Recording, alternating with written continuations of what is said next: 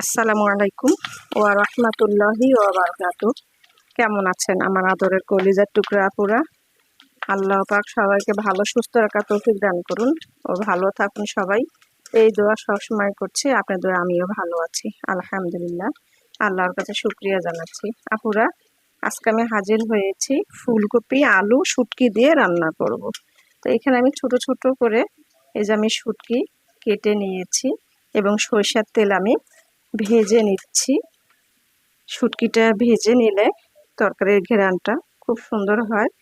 তো এবারে আমি কাঁচামরিচ ও পেঁয়াজ কাটানো দিয়ে দিলাম কাঁচামরিচ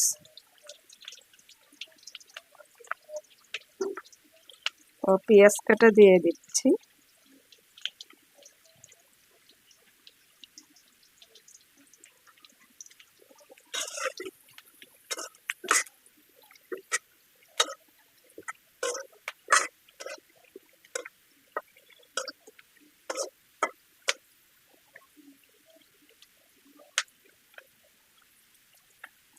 এখন আমি মশলা গুলিয়ে রেখেছি, এই যে আমি গুলিয়ে রেখেছি, আমি এখন মশলা দিয়ে দিচ্ছি। একটু শুটকিটা ভালো করে কষিয়ে নেব।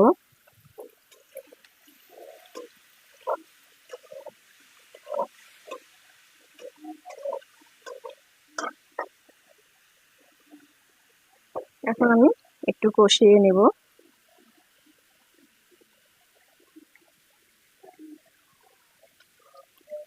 শুটকি কষানো হয়ে গেল, এবারে আমি ফুলকপি ও আলু দিয়ে দিব।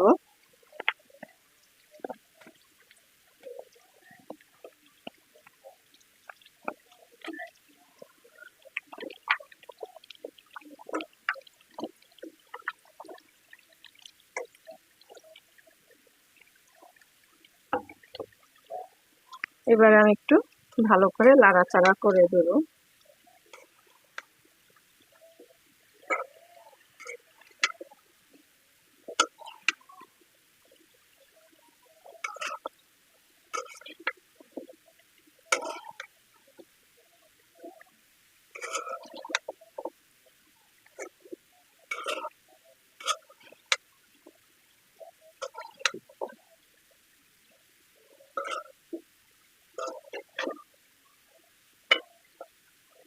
আমি এখন ঢেকে দিব।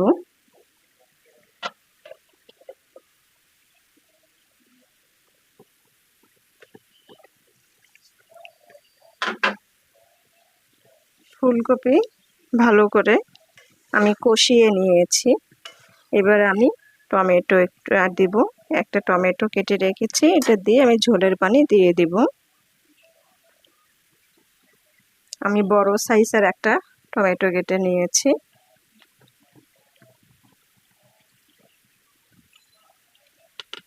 দিয়ে দিচ্ছি ঝোলের পানি।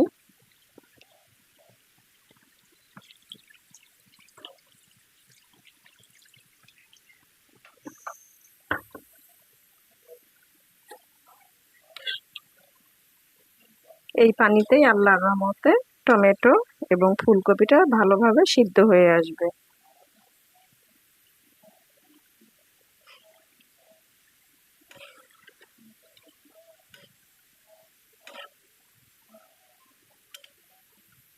তো এবারে আমি ঢেকে দিব।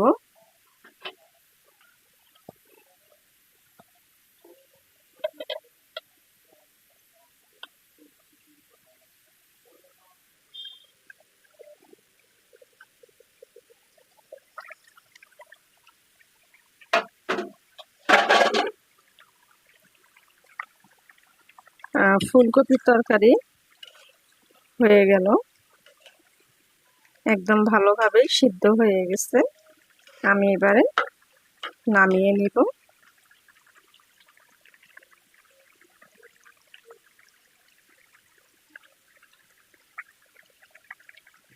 তারপরে ফুলকপির তরকারি হয়ে গেল, আমি এখন নামিয়ে নেব। আপুরা, শুটকি দিয়ে ফুলকপির তরকারি নামিয়ে নিয়ে আসলাম। তো রান্নার ভিডিও কেমন হয়েছে অবশ্যই কমেন্টে জানাবেন এবং আপনারাও বাসায় এইভাবে শুটকি দিয়ে ফুলকপি আলু টমেটো রান্না করে খেয়ে দেখুন, অনেক ভালো লাগবে। যারা শুটকি খেতে পছন্দ করেন তাদের জন্য বলছি, ভালোই লাগবে।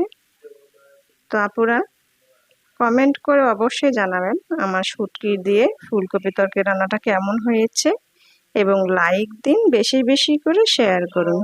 দোয়া চাই। ছোট্ট রান্নাঘর চ্যানেলটিকে সাবস্ক্রাইব করতে একদমই ভুলবেন না। যারা নতুন আপুরা দেখছেন পাশে বেল বাটনটি ক্লিক করে আমার ভিডিওর পাশেই থাকুন। আল্লাহ সবাইকে আপনাদের পরিবারকে নিয়ে ভালো ও সুস্থ রাখার তৌফিক দান করুন, এই দোয়া কামনা করে রেখে দিচ্ছি। আসসালামু আলাইকুম ওয়া রাহমাতুল্লাহি ওয়া বারাকাতুহু।